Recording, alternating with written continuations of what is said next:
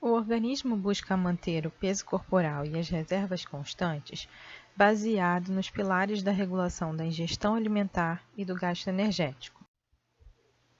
Se um indivíduo apresenta um grande gasto energético, tendo um débito energético superior à energia obtida pela ingestão alimentar, ele emagrece, enquanto que, se há um excesso de ingestão alimentar, cuja energia obtida supera a que é despendida das reações de gasto energético, o indivíduo engorda.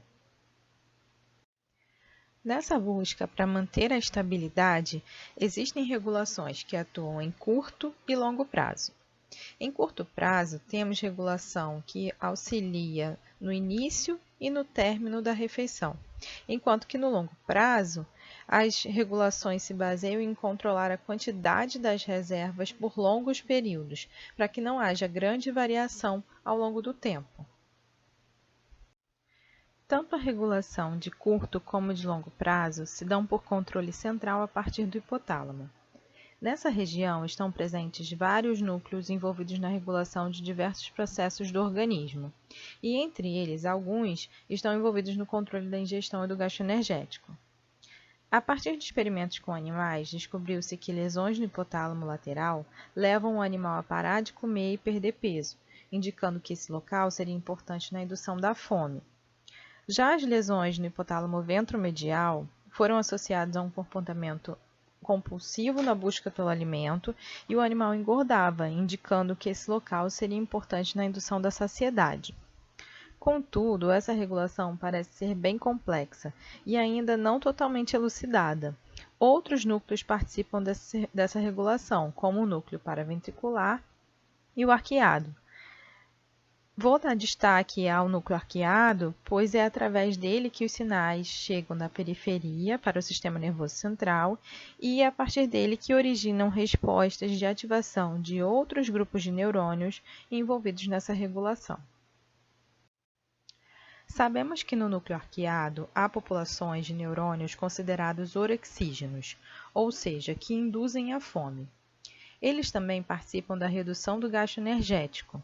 São eles os neurônios liberadores de neuropeptídeo Y, chamado de NPY, e a GRP, proteína relacionada ao AGUT.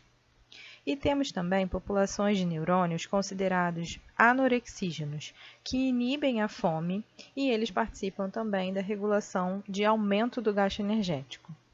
São eles os neurônios PONC e CART alfa-MSH, que secretam o transcrito relacionado à anfetamina e cocaína, conjuntamente ao hormônio estimulador de melanócito tipo alfa.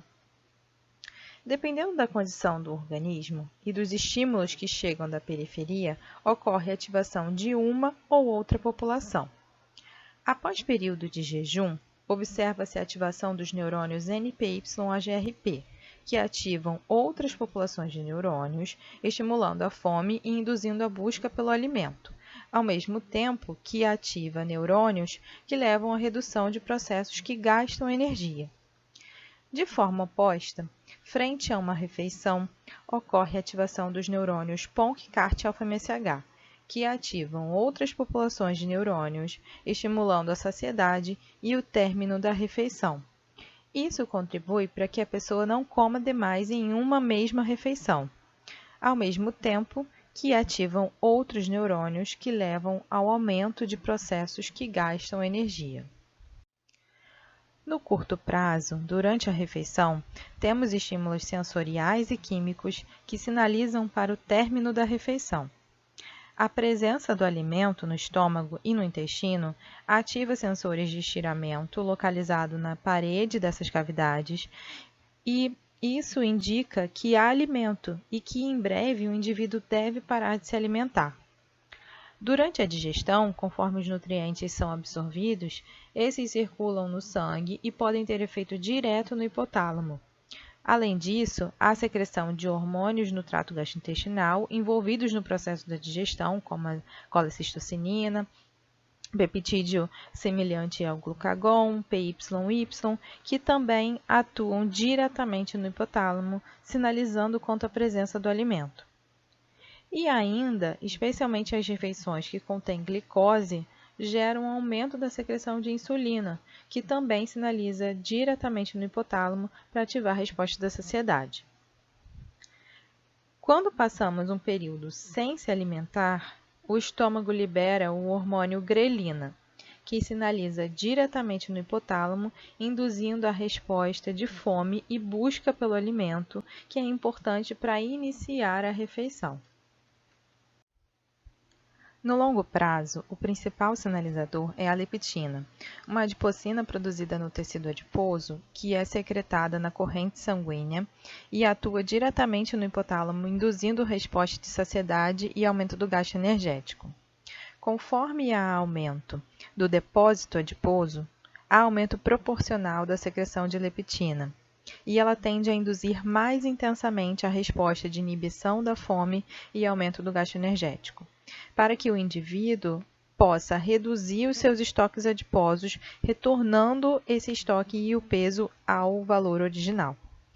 Isso tende a regular os estoques a longo prazo. Contudo, nos indivíduos obesos há uma falha nessa regulação. Vamos ver isso adiante. Em resumo, no jejum, a grelina sinaliza diretamente no hipotálamo, levando à ativação de neurônios orexígenos e à indução da fome e redução do gasto energético. Enquanto que, durante a refeição, o estímulo físico do alimento, os próprios nutrientes, os hormônios liberados pelo trato gastrointestinal durante a digestão e a insulina levam a uma indução da saciedade e ao aumento do gasto energético. Caso haja alteração dos depósitos adiposos, haverá alteração correspondente da concentração de leptina, que tende a induzir aumento dos períodos de saciedade e gasto energético, permitindo com que a reserva se mantenha em quantidade adequada. Bom, se temos mecanismos fisiológicos para manter constante nossas reservas e o peso corporal, por que alguns indivíduos desenvolvem obesidade?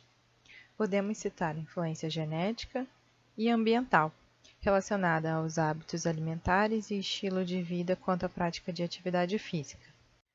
A causa genética mais comum é poligênica, a síndrome de Prader-Willi, na qual diversos genes do cromossomo 15 são afetados.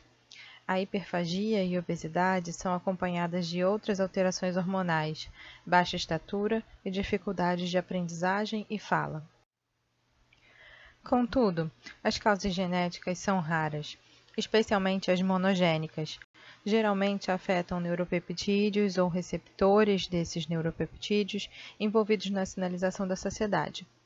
Algumas já foram identificadas, como casos de indivíduos que apresentavam mutação no gene do MSH ou do gene do MC4R, que é um receptor presente no hipotálamo envolvido nessa regulação, do gene da leptina ou do seu receptor OBR. Nessa figura mostra uma família que foi identificada a mutação no gene da leptina, à esquerda antes e à direita depois do tratamento com leptina, mostrando que eles apresentaram grande perda de peso. Fisiologicamente, a leptina liberada pelos adipócitos atua diretamente no hipotálamo, interagindo com seu receptor OBR-B, tipo tirosina quinase, que ativa a via de sinalização JAK-STAT, culminando na ativação de STAT3, que atuam como fatores de transcrição, ao se dimerizar e seguir para o núcleo, onde eles regulam a expressão de genes-alvo. É assim que a leptina aumenta a expressão dos neurotransmissores PONC-CART, induzindo a resposta da saciedade e o aumento do gasto energético. No caso da família que apresentava mutação no gene da leptina, eles não tinham esse hormônio que tem normalmente o papel de induzir a saciedade. Então, eles também não tinham a sinalização adequada, comiam demais e eram obesos.